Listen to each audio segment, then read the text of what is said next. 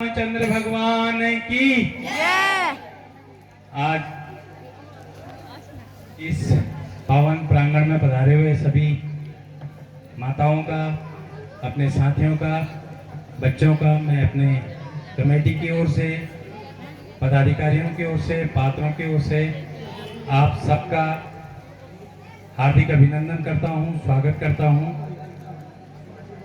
आज हमारे मध्य हमारे इस क्षेत्र तहसील कुशियाकुटोला की तहसीलदार श्रीमती मनीषा बीज जी हमारे बीच में मौजूद हैं। हम अभी बैठे हुए उन्हें बता रहे थे कि हमारे इस बार रामला के जो पात्र हैं वो सारी छोटी बच्चियां हैं। हमारे जो सचिव हैं त्रिभुवन जी, वो उन्हें इन सारी बातों के बारे में जानकारी दे रहे थे। तो मैं ज़्यादा समय नहीं लेते हुए हमारे सचिव साहब से कहूँगा, त्रिभुवन पाठक जी से, मैडम को मंच में ले आए बैच अलंकरण के लिए। और कैलाश नेगी जी,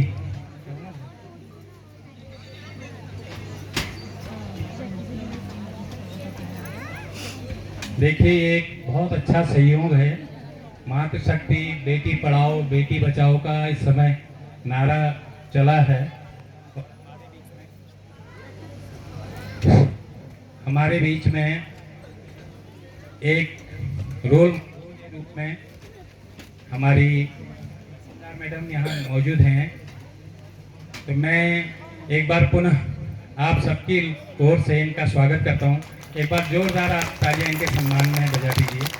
धन्यवाद।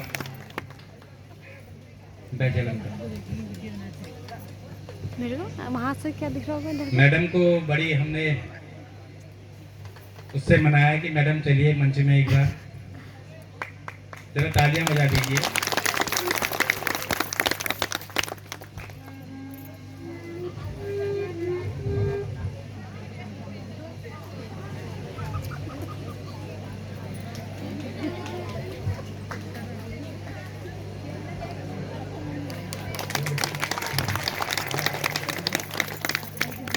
जो मैम हमारे ये बच्चे हैं ना जो पाठ कर रहे हैं, ये पाँचवीं कक्षा से 7वीं और 8वीं तक में हैं। कोई बड़ा होगा तो 9वीं कक्षा में होगा। सब बच्चों के द्वारा किया जा रहा है और इन्हीं का, इनकी मेहनत, इनके उसका परिणाम है कि कल हमारी इतनी भव्य राम बारात हुई। इन्हीं के भरोसे से, इन्हीं के उनके मतलब इनके यश हमको मिला। एक बहुत अच्छा कार्यक्रम हमको देखने को मिल रहा है। तो मैं इन बच्चों का भी धन्यवाद अदा करता हूँ जो इतनी मेहनत करी इन्होंने। और बाकी आज तो है क्या, दरअसल में आज वनवास में बहुत कम लोग आते हैं। पता नहीं क्या है कि ऐसी पुरानी रीत चली हुई है कि किसी वनवास जो देखता है उसे राज्याभिषेक भी देखना होता है। इस कारण बहुत कम लोग आते हैं। नहीं तो कल तक ये पूरा मैदान पूरा भरा हुआ था। और फिर अब ये रामलीला के साथ साथ जैसे ही राक्षसी लीला शुरू होगी फिर ये सब पूरा मैदान वैसे ही भर जाएगा। ये उसकी एक खासियत है। तो मैं चाहूँगा 2 शब्द सब यहाँ माताएं बहनें हैं। धन्यवाद यहाँ पे रामलीला कमेटी का कि उन्होंने मुझे यहाँ पे आमंत्रित किया इतने सुंदर से प्रोग्राम को देखने के लिए।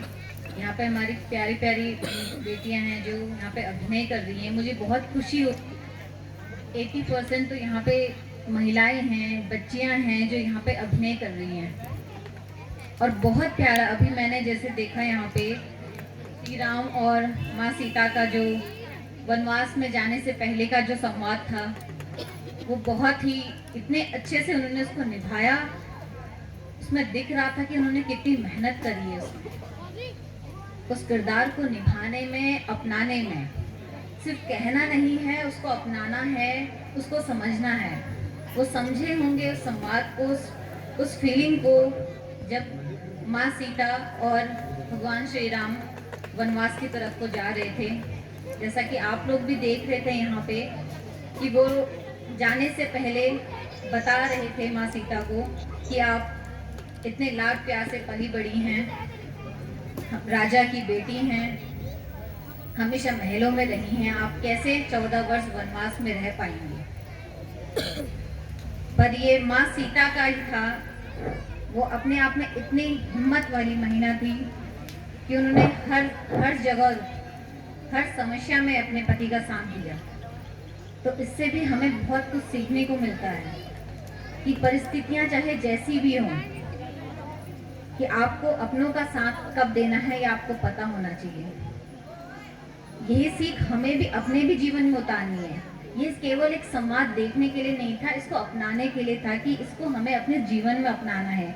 यहाँ पे बैठे छोटे छोटे बच्चे भी हैं, वो उसको एंजॉय कर रहे होंगे, बहुत लोग समझ रहे होंगे, शायद कुछ लोग नहीं भी समझ होंगे कि उनके बीच में क्या वार्तालाप हो रही है। लेकिन आप लोगों ने स्टोरीज में तो पढ़ा ही होगा भगवान श्री राम माँ सीता के बारे में कि उनके बीच में क्या संवाद हुआ था वनवास में जाने से पहले। भरत और राम के बीच में क्या संवाद हुआ था वनवास में जाने से पहले। तो उसी संवाद को आप बस इमेजिन कर लीजिए और समझिए यहाँ पे कि वो क्या कह रहे हैं, उसको अपने जीवन में हमें भी उतारना है। किस तरह भगवान श्री राम ने इतने इतने कर्मठ थे वो, अगर वो कोई निश्चय कर लेते थे, कोई भी कुछ भी सोच लेते थे तो उसको पूरे मन से निभाते थे। उनकी अपनी माँ को उन्होंने एक वादा किया था, उसको निभाने के लिए उन्होंने उस 14 वर्ष के वनवास को पूर्ण किया और बहुत बेहतरीन तरीके से पूर्ण किया। तो हमें भी उस सीख को अपने जीवन में उतारना है। भगवान श्री राम के जो भी उनके उद्देश्य थे, जीवन के उद्देश्य को हमें अपने जीवन में उतारना है।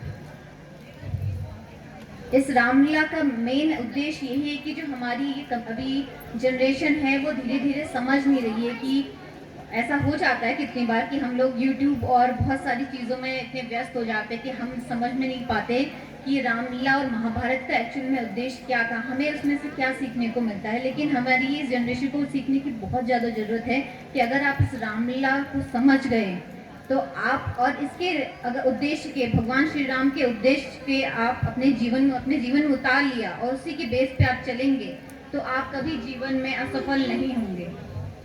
ये हमारी जनरेशन को समझने की जरूरत है, कभी आप असफल नहीं होंगे। और मैं बहुत बहुत धन्यवाद करना चाहूँगी पुनः हमारी रामलीला कमेटी का, और आप सभी समस्त क्षेत्रवासियों को मैं दशहरा की बहुत बहुत शुभकामनाएं देना चाहूँगी। Thank you. धन्यवाद मैम, आपने अपने व्यस्त समय को निकाल करके हमें अपना खिताब किया। मैं पुनः एक बार आपका धन्यवाद अदा करता हूँ। बोल सियावर रामचंद्र भगवान की।